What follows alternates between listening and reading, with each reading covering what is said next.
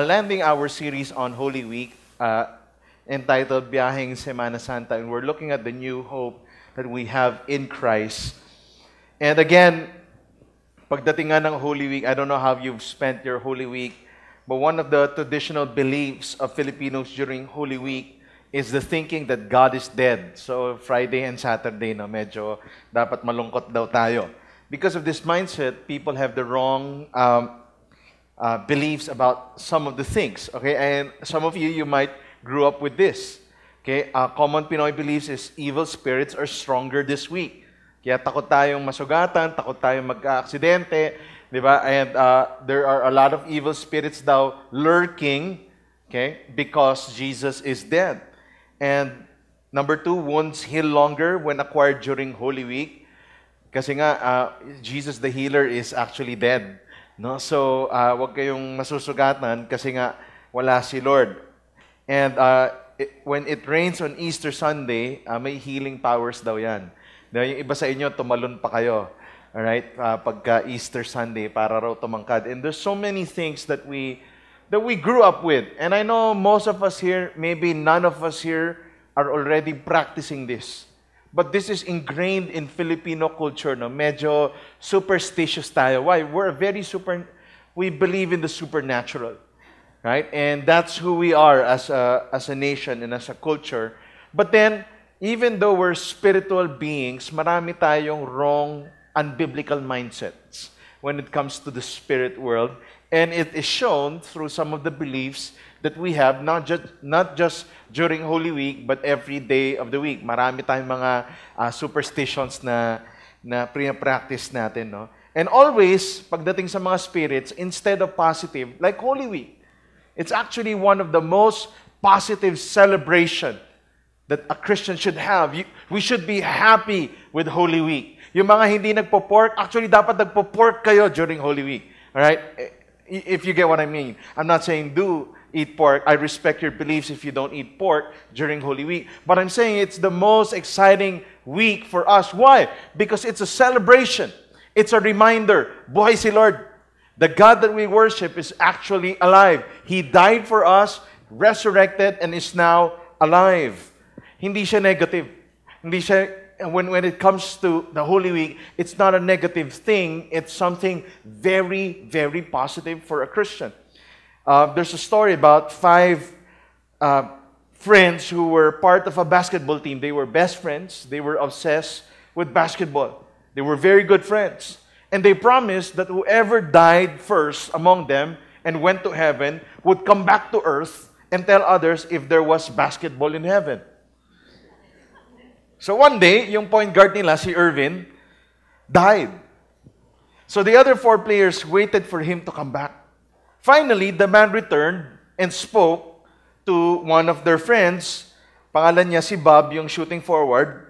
Sabi niya, Bob, may good news ako at saka may bad news. Now, anong gusto mo? Good news or bad news? Sabi niya, good news. Siyempre, good news. Okay, here's the good news. Bob, may basketball sa langit. Sabi ni Erwin, now, gusto mo marinig yung bad news? Yes, ano yung bad news? Next week, part ka na ng first 5. Okay. Alright. So, now, I know it's a funny story. I don't know if it's a corny story, but when it comes to death, when it comes to things like Holy Week or things eternal, we always do it in a negative note, right? Di ba? Pag sana kunin ka na ni Lord. Negative talaga yun eh. Hindi naman positive yun eh, di ba? Sana kunin ka na ni Lord. Di ba? Pag hinirita ka ng ganon, hindi positive yun ha. Oo nga eh. Huwag ka gaganon ha. Pagka hinirita ka sana kunin ka na ni Lord. Oo, gusto ko na makita si Lord. Weirdo to, di ba? It's always negative, right? Pagka about dying, about all of this stuff, we don't want that, di ba? Bait-bait mo, kunin ka na ni Lord. Di ba? Mga ganyan. It's always negative. Why is it negative? Because of the beliefs that we have. Okay? Bakit usong-uso sa atin yung mga supernatural? Di ba? Bakit uso-uso yung mga bawang at saka ano? Why is that? But yung horror films hanggang ngayon, patok na patok, pero 50% of the time, nakapikit ka naman, tapos nanonood ka. Di ba? Why? Because there's a thing about us that thinks that evil spirits are stronger, death is something that's negative and not positive. Now, I'm not saying mamayang lahat, magpapakamatay po tayo. Hindi, ano? I'm not saying that, but what I'm saying is, because of wrong mindsets, ganun ang tingin natin sa buhay. Kaya pag pre-preach yung to live is Christ, to die is gain, hindi mo mag-get. Ano to die is gain? Ano magigain ko pag namatay ako? Diba? And Paul wrote that in Scripture. Mali ang perspective. Why? Because we have a wrong understanding of the resurrection of Jesus Christ. Either hindi natin naintindihan o wala tayong pakialam na resurrected si Jesus. Basta punta lang ako church. Okay? Whether buhay siya or hindi, punta ako kasi it feels good. Right? We have a wrong mindset when it comes to the resurrection. Sabi ni Darrell Bach, without resurrection, Christianity is just another human approach to reach God. It is emptied of transforming power and hope. It is a mere shell, not worth the energy one devotes to it.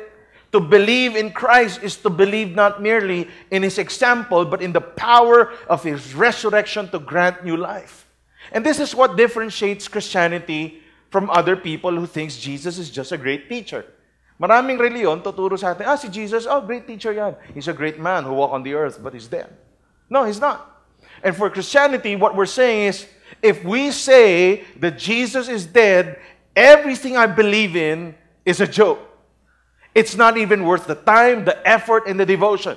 You coming here every Sunday is just pure feel-good thing. Why? Because Jesus is not alive. Right? So, ganun yan. Pag sinabi natin si Jesus namatay tapos hindi nabuhay, useless lahat to. Death would be bad news to a person who doesn't have the hope of the resurrection of the dead because he doesn't know where he is going. Kaya nga, di ba, napakalungkot sa isang taong namatay na hindi kilala si Lord at naniniwala siya, from thus I came and from thus I will return and there's no eternal life. What is life here on earth? Okay? What's the purpose of life here on earth? Di ba? Kung di tayo naniniwala na may Diyos, baliwala lang ang buhay dito. Gawin mo na lahat ng gusto mong gawin. Bakit? Wala namang purpose ang buhay eh. There's nothing on this earth. I don't need to do good. I actually don't need to do bad.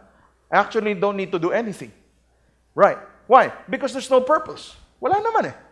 Anything I do, okay lang. Antay ko na lang kung kailan ako mamamatay. And from thus, I will return. Many people who don't know God are afraid to die because they are uncertain also of the life beyond the grave. They don't know if there is such thing as an eternity. Now, itong mahirap no, sa pagiging isang Kristiyano. Sa Romans 10 verse 9, sabi ni Paul, if you confess with your mouth, Jesus is Lord, and believe in your heart that God raised Him from the dead, you will be what? Saved. Parang yung iba sa atin, bilis, yun na yun. Maliligtas na ako, ko-confess ko lang, Jesus is Lord, tapos nabuhay siya. Namatay, tapos nabuhay, I will be saved. You know how ridiculous this statement is in the past and for some people now? Parang sinabi mo may namatay tapos nabuhay ulit after 3 days. Right? For some, they would say, wako yan. Weird. Diba? Nasira na ng ulo. Nagda-drugs yan. Why? Because to even claim that somebody died and after 3 days resurrected is humanly impossible. So Paul was saying, you want to be saved? First, confess with your mouth, Jesus is Lord. That Jesus is the master of your life. Secondly, believe that God raised Him from the dead. Right? Some won't accept the second part. So, hindi ko ata kaya sabihin niya na pag i-Facebook ko yan, baka i-dislike ako. That my Jesus died and resurrected on the third day. Right? Now, for us as a Catholic nation, we actually believe it. It's not a problem for us. Right? That Jesus rose from the grave after 3 days. Ang problema ng mga religious people is yung first one. If you confess with your mouth that Jesus is Lord. Okay? Yan yung mahirap. Na ko-confess ko sa mouth ko, ibig sabihin, I'm actually living in doubt. That's why I can confess it, that Jesus is the master of my life. Now, that's different. Na pag makita mo ano sabi ni Paul, hindi naman niya hinaf-half yan. No? Hindi niya sinabi, okay, pag naniwala ka resurrected, okay ka na. What that means is, if you believe in the resurrection of Jesus, that would push you towards following Jesus as the Lord of your life. Why? Imagine somebody who died for you, buried for you, resurrected after 3 days, and is now asking you to worship Him. That would move you to submit under the kingship of Jesus Christ. The confession of our faith rests upon the belief of the resurrection. Hindi mo pwedeng sabihin, Christian ako pero hindi ako naniwala na buhay si Lord. Patay na si Lord. He's a good teacher. That's why I surrender my life to this dead God. You cannot say that. That's crazy. That's foolish. Right? To even worship a dead God. Tama ba? Right? Do you worship the dead? Are you the walking dead? No. Right? Kasi ang hirap nun, ha? Kumakanta ako sa isang taong hindi na ako naririnig. I cannot. I pray to a God who cannot even hear me. Why? Because He's dead. You do not worship a dead God. We worship a living God. And so Paul says, if you want to be saved, you've got to believe that Jesus rose from the dead. Apart from the resurrection of Christ, the cross looks like the greatest failure in history. Right? This symbol is the greatest fail, okay, in history. Right? This is a symbol of joke, a symbol of despair, and people are flocking to a joke if we say Jesus did not rise from the dead. But because of the resurrection, the cross becomes the greatest victory in history. It is. Now, let's look at Luke 24, verse 1 to 6. Right? It says in Luke 24, but on the first day of the week at early dawn, they went to the tomb taking the spices they had prepared. And they found the stone rolled away from the tomb. Background. Ito yung mga Spice Girls, no? And they were there to visit Jesus, who was presumed dead. Alright? Hindi sila maniwala sa sinasabi ni Lord na mabubuhay ako after 3 days. Right? Diba? Kung may kaibigan ka ganon, si Val, si Cyril, kausap ko, si Dave, tapos sabi ni Val, since siya yung pinakakamukha ni Jesus ngayon, dahil balbasarado siya, sabi ni Val, guys, mamamatay ako, no? Pero after 3 days, bro, bubuhay ako. Ano sabihin ni Cyril at saka ni Dave? Mukhang may nangyari sa kaibigan natin, no? Mukhang depressed, no? Nobody would believe. And as good friends, we're there to pay our respects after 3 days. So the Mary and the girls, okay, Melanie, who else? Spice and all of them went there, okay, to offer the respect to this dead Jesus. Pupuntahan nila isang patay. But when they went there, what happened? Okay, they saw the stone rolled away from the tomb. But when they went in, they did not find the body of the Lord Jesus. Okay? While they were perplexed about this, behold, 2 men stood by them in dazzling apparel.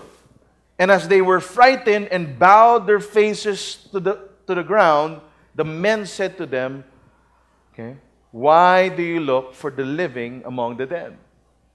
He is not here, He is risen. Okay. Remember how He told you while He was in Galilee. Now, I know this is such a simple story. Pero ang dami dito gusto sabihin ni Lord sa atin lahat. Here's the question. Why are there still so many people who live as if God never resurrected? Just like Mary and the girls. They went there presuming Jesus is dead. They lived their lives, they were sad. They were there to pay the respects to someone who's very dear to them. Patay na. And they're sad. Many Christians live their lives as if Jesus is dead. Okay? Is the God that we're worshiping dead in your life? What I'm saying is, For me, it's non-issue already. Jesus is alive. Now, in your life, if you confess with your mouth Jesus is Lord and believe in your heart that God raised Him from the dead, is Jesus really reigning in your life? Or is He dead in your life? Is He just another religion for us? Or is this another feel-good thing I go to every Sunday para masabi lang, nagawa ko na lahat ng Christian duties ko? But in my life, I know I've not surrendered. In my life, I know I don't really worship this Jesus. I worship only on a Sunday. I'm a Sunday Christian. This is just once a week. That's why I'm in this. Why? The commitment here is very low. It's once a week. I don't need to live out my faith every day of the week. Is the God that we're worshiping dead in your life? That's a question we need to ask. Jesus is alive. We're sure of that. Now, just like Mary and the disciples who were hiding at this time, they presumed that God is dead. Makita mo, no? Pag ang tao inisip niyan, Diyos, patay, ano mangyari? Yeah, malungkot, tumatago, takot. Why? God is dead. There's no hope. The God that we were putting our hope to now is dead. What will I do?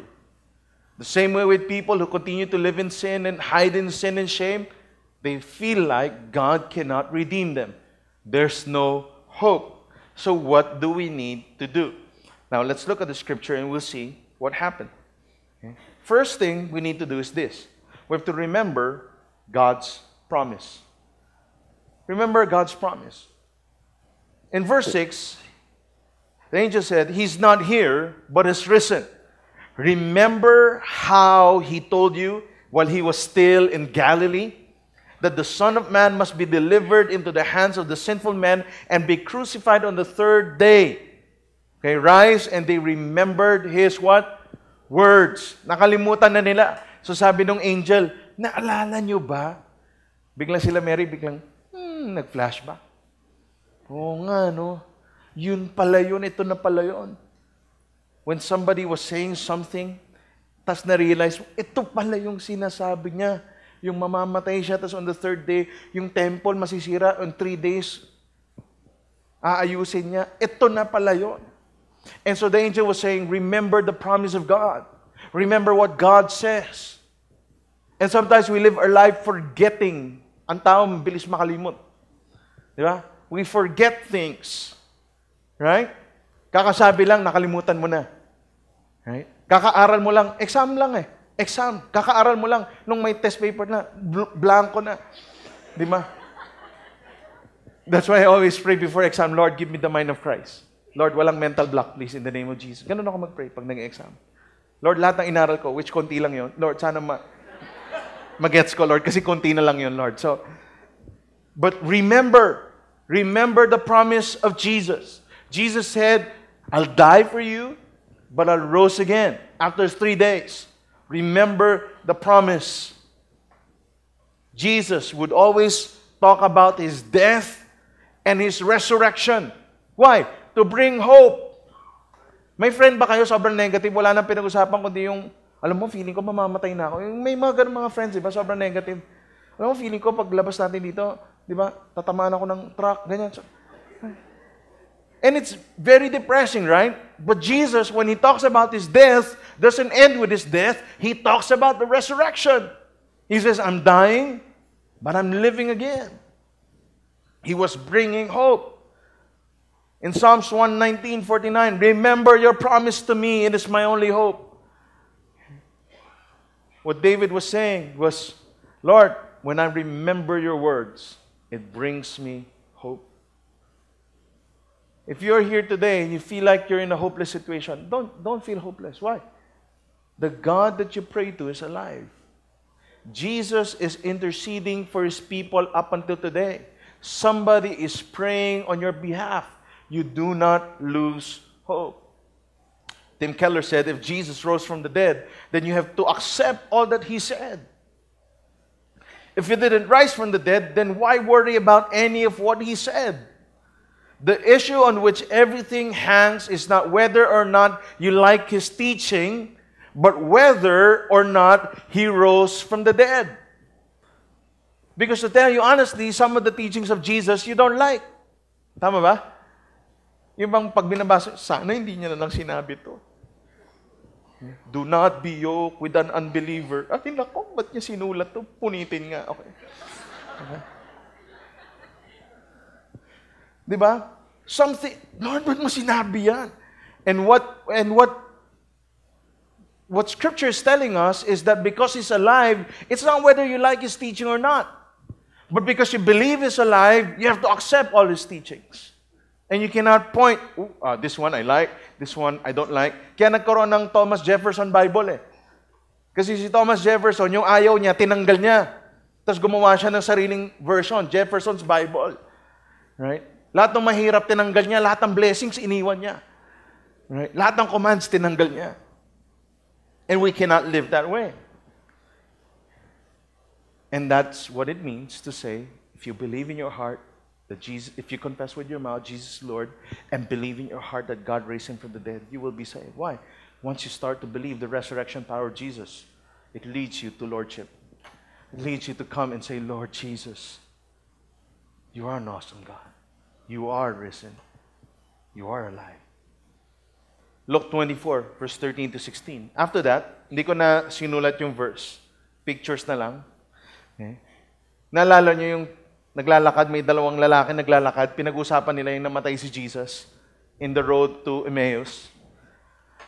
That very day, two of them were going to a village named Emmaus, about 7 miles from Jerusalem, and they were talking with each other about all these things that happened.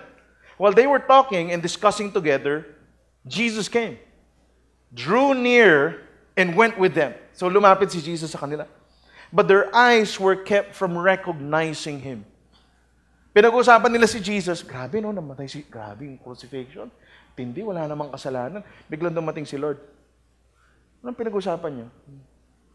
Si Jesus. Sino pa ba? Di ba? Parang gano'n, no? They did not recognize Him. Pinag-uusapan na si Jesus, yung subject matter na sa gitna nila, hindi nila alam si Jesus yon. Kasi nga, He was presumed dead. Para bang tumingin sila, nahuli ka na ba sa balita? Not knowing they were talking to the one who was making it to the headline. They knew the promise, they heard the promise. Sabi niyang Lord na yan, controversial to kasi ito raw yung mamamatay, after 3 days mabubuhay. They knew the promise but did not hold on to the promise. And now the promise was in the middle. And they couldn't even see it. Verse 19. And He said to them, what things? Anong balita? And they said to Him, concerning Jesus of Nazareth, a man who was a prophet, mighty in deed and word before God and all the people, and how our chief priests and rulers delivered Him up to be condemned to death and crucified Him. Okay? But, verse 21, they said, we had hoped that He was the one to redeem Israel. Nangarap kami na Siya. Yes, and beside all this, it is now the 3rd day since these things happened. What can you see from this verse? Aside from God has a sense of humor. Right? Nakakatawa to ha. Pag binabasa, sobrang nakakatawa to. Feeling ko si Jesus, pinipigil na lang ni Lord yung, hindi ba nila alam ako to? But what can you see in this verse? When you don't hold on to the promise, you would lose hope, even if you know the promise. Hindi porket prinamis ni Lord, may hope tayo. You have to hold on to that promise. Okay? If you believe in your heart that God raised Him from the dead, you've got to hold on to that. Patay, binuhay, paano pa yung sitwasyon ko? Patay na love life, bubuhayin yan. Pulang report card, magiging itim, di ba? Bubuhayin yan. Negosyo kong nalugi, bubuhayin yan. Ugali kong patay, bubuhayin yan. Magiging there's always hope. Right? Why? Because I believe that even the one who died has now resurrected. How many of us know the Word but still choose to move in unbelief and not hold on to the promises of God? Alam mo nang mali, alam mong may promise si Lord, pag ito inobey mo, ito bibigay ko sa'yo ha. Alam mo yan. Memorize mo yan. Pero you still choose to follow sin and walk in sin. Or you choose to move in doubt. You choose to move in rebellion. You choose to move in dishonoring. Right? Grabe, no? Alam na natin. Young people, alam na natin, di ba? 10 Commandments, alam ko na yan. But you still choose to hold on to the opposite and not the promises of God. Why? Because in your mind, the resurrection is not that important. It does not reflect in your life. You're Sunday believers, not disciples of Jesus. Verse 28.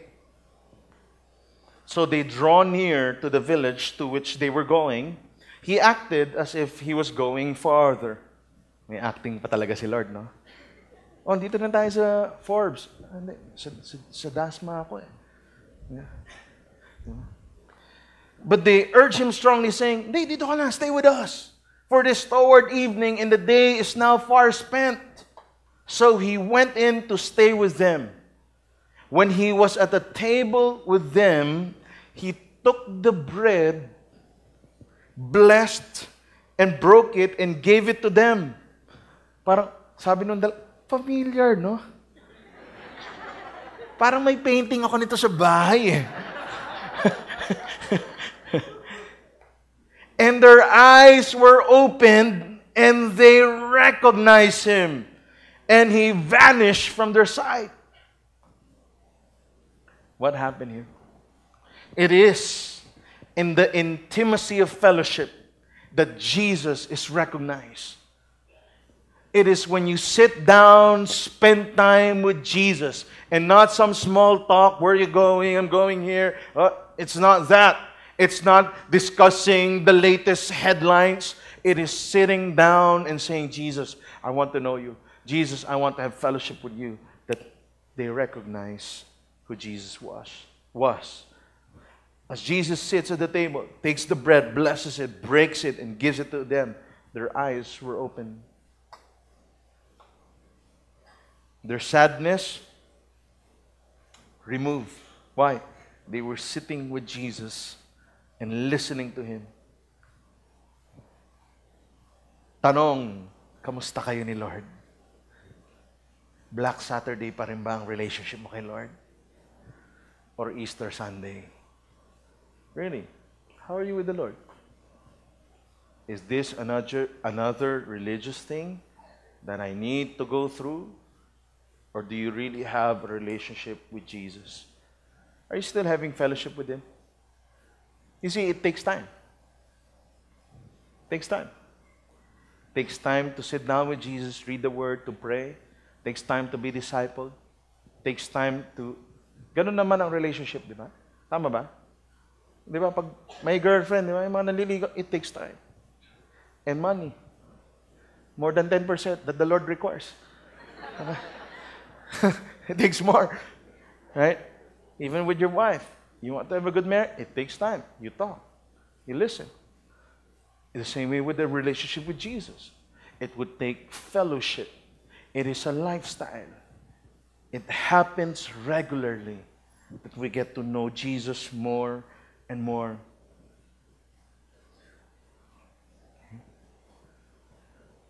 Secondly, first, remember God's promise.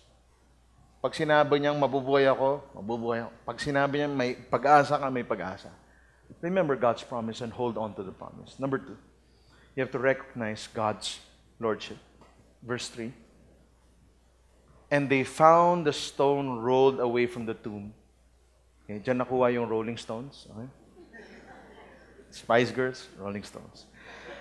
But they went in and they did not find the body of the Lord Jesus. Okay. You know, when ang mga writers kasi ng Bible, very particular yan with the words that they used. And it says here in verse 3, they did not find the body of the Lord Jesus. You see, they could have said the body of Jesus. But to say Lord Jesus, that is not a title used in the description of the death and burial of Jesus.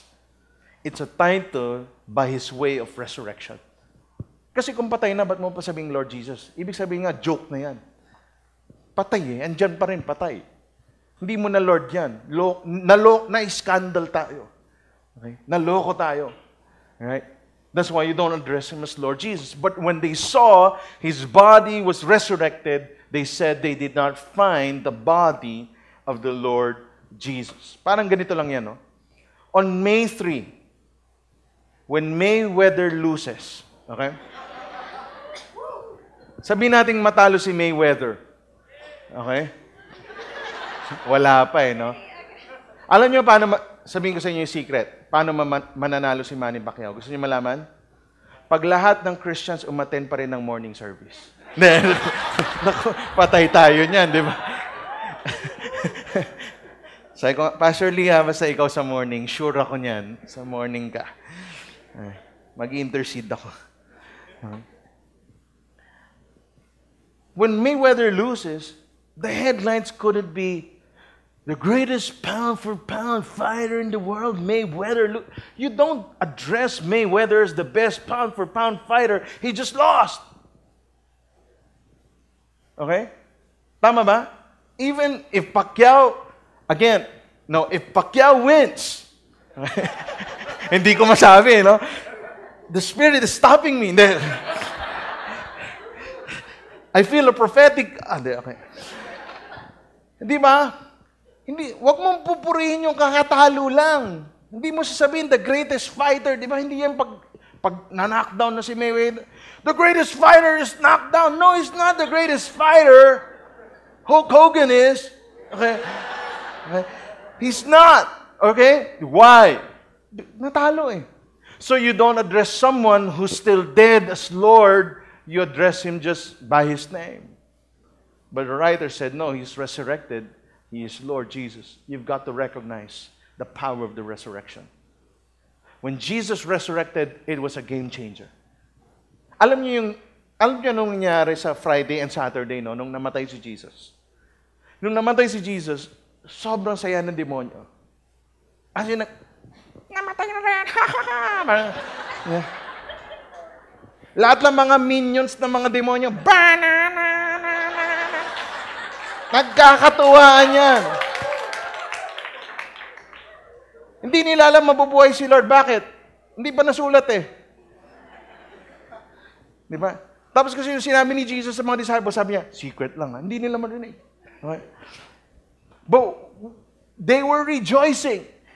Napatay din natin. Grabe. Nagamit natin si Judas. Nagamit natin yung mga Pharisees. Grabe, ang ganda nung pang maalala mo kaya yung ginawa natin. Not knowing He'll resurrect. That Jesus, because He was sinless, was able to overcome death and rose from the grave. God raised Him from the dead and declared Him Lord. In fact, that is exactly what Peter said on Pentecost.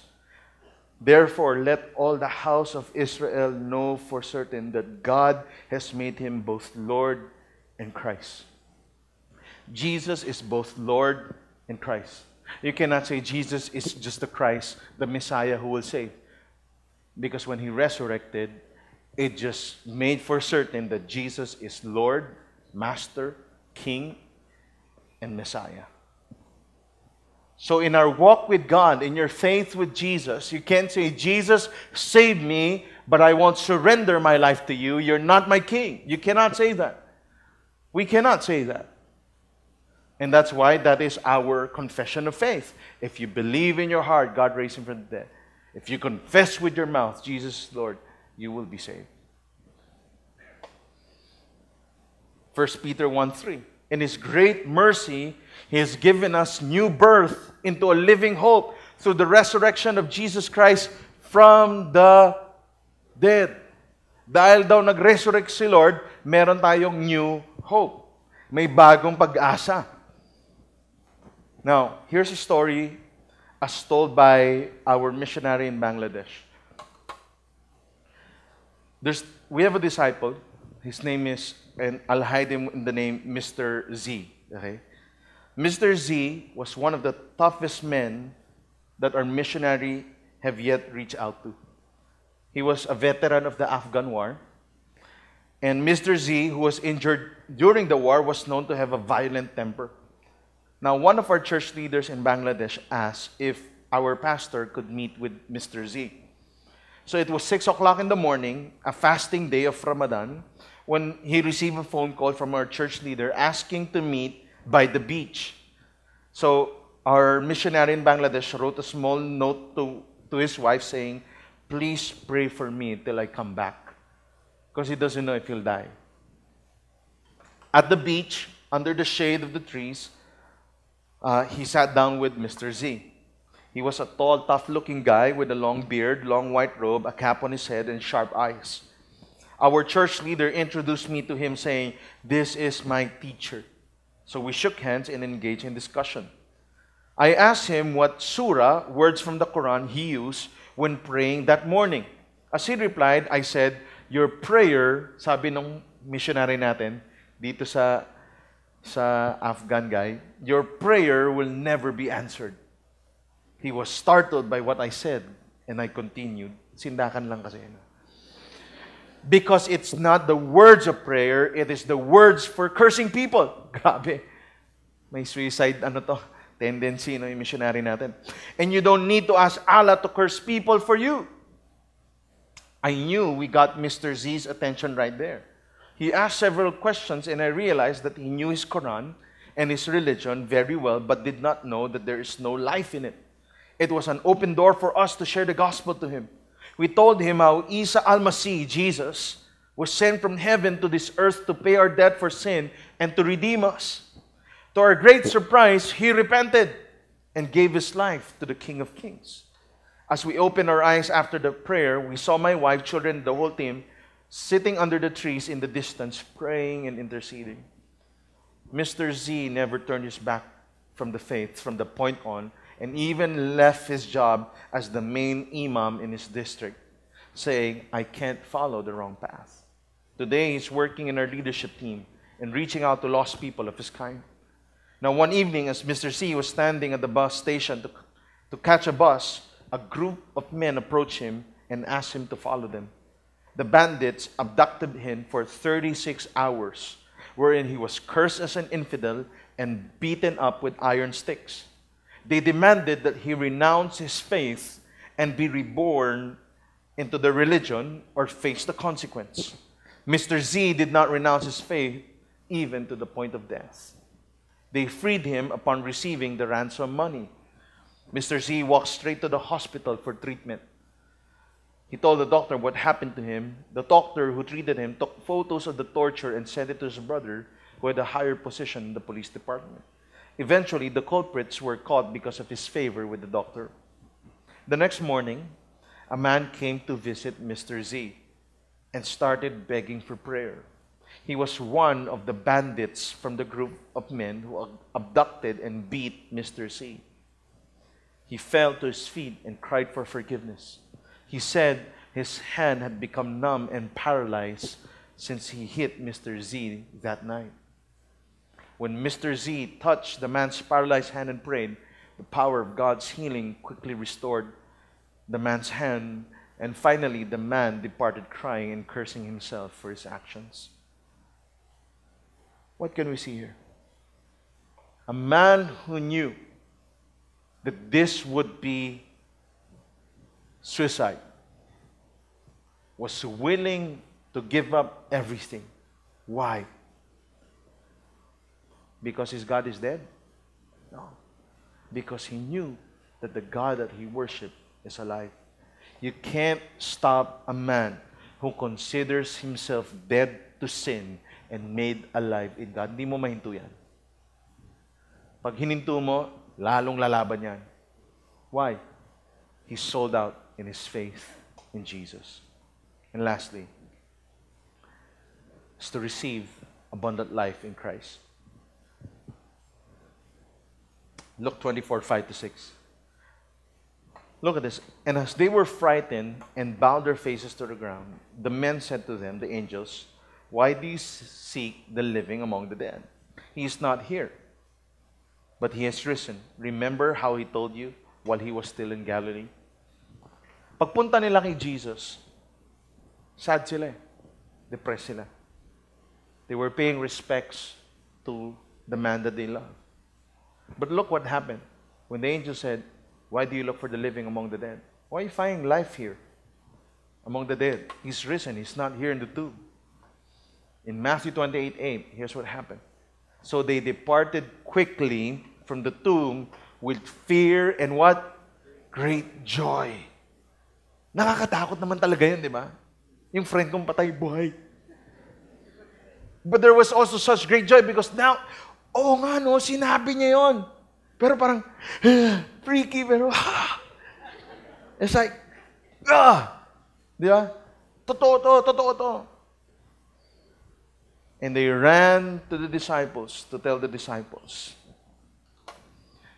From sad and depressed, now with the fear of the Lord and great joy. What do you need to do? You have to receive God's abundant life. You have to receive and believe that He is risen. Why?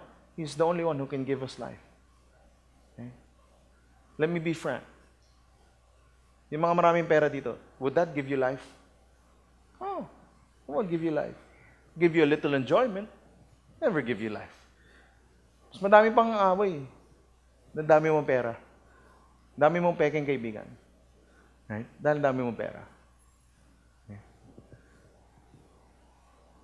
Girlfriend, boyfriend, would it give you life? Sometimes, when we're not fighting, right? When he's not, hindi siya makulit. Yeah. But they can never be the source of our life. Why? They would fail us. They're sinful, just like you and me. It will never give you life. Only Jesus can give us life. Yeah? If you feel like your boyfriend and girlfriend is like Jesus, you'll suck the life out of him. That's vampire romance. Really. You will. Life is found in Christ. Too many times, sadly, we're just like the early disciples. We missed the message of the resurrection. The real power and life is already available to us. It's for us to take a relationship with Jesus. And we treat it so lightly. We treat it just like a religion. It's not. Treat it like it's for once a week. It's not. It's for every day. Culturally, we have focused too much on Good Friday and Black Saturday, how Jesus suffered and died.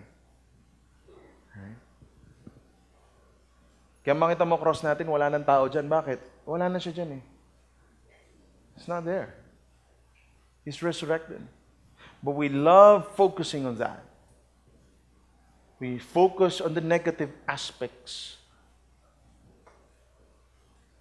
He did not remain dead because Sunday came. After 2,000 years since Jesus rose from the dead, we carry the same message. The message that our missionaries are carrying out in other nations. The same message that every Christian preaches. And what's the message? It's not Friday. It's Sunday. There's hope. Jesus is alive. Stop living on Friday. Right? Because the resurrected Jesus is living inside of us. And that's a challenge for each and every one of us today. How are you living your life? Is Jesus dead or alive in your life?